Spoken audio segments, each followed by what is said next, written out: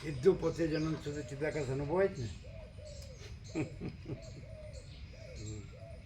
એટલે પછી અનુભવ કેવા પણ નથી અને સહજ છે, પોતે જ અનંત સુધી ચિદાકાશ.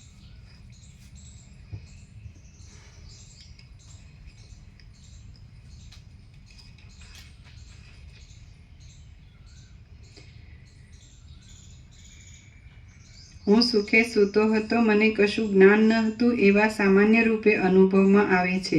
એ સુષુપ્તિ ચિદ્રૂપ તેના સાક્ષીની અંદર અજળ રૂપે અને જડ રૂપે સ્ફુરે છે. જાગ્રત અવસ્થામાં અને સ્વપ્નની અવસ્થામાં ભ્રમણ કરી હું શ્રમિત થઈ ગયો છું. હવે તત્સંબંધી વિશેષ જ્ઞાનનું મારે શું પ્રયોજન છે?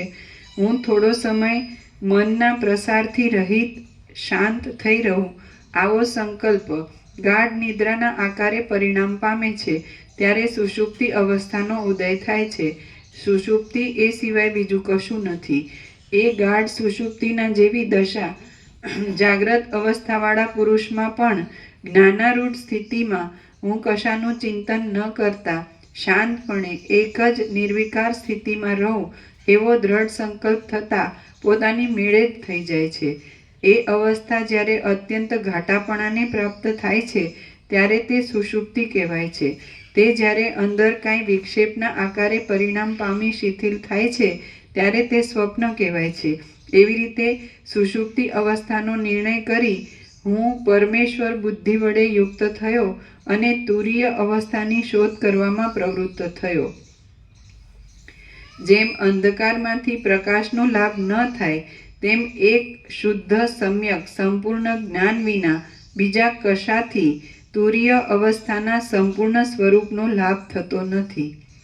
સારી રીતે જ્ઞાનનો ઉદય થાય છે એટલે આ જગત પોતે જ અનંત સુધી ચિદાકાશ આરોપિત સાક્ષી તરીકે સાક્ષ્યના આખા આભાસના અનંત સ્વચ્છ મહાકાશ અને એમાં રહેલી આખી અનંત સ્વચ્છ સૃષ્ટિ અને મહા બધું દ્રષ્ટા દ્રષ્ટા જીવ છે. તો આ પોતે જ અનંત સુધી ચિદાકાશ તુર્યાતીત કૈવલ્ય અને આરોપિત સાક્ષ્ય સાક્ષી સાક્ષી સાક્ષ્ય રૂપે તુર્ય અને પોતે તુર્યાતીત કૈવલ્ય અનંત સુધી ચિદાકાશ તુર્યાતીત અજરામર અખંડ વિનાશી. તો એમાં તુર્ય નથી પણ આના આભાસ સાપેક્ષ કીધું છે. આ હું છું તેના સાપેક્ષ પોતે અનંત સુધી ચિદાકાશ છે. એ આ હું અને આ જગત છે તેના સાક્ષી તરીકે તુર્ય. પણ આ હું ને આ જગત આભાસ માત્ર છે અને કાંઈ નથી એટલે તુર્ય આરોપ પણ નથી અને પોતે જ તુર્યાતીત કૈવલ્ય અનંત સુધી ચિદાકાશ અને તુર્યાતીત અજરામર અખંડ વિનાશી.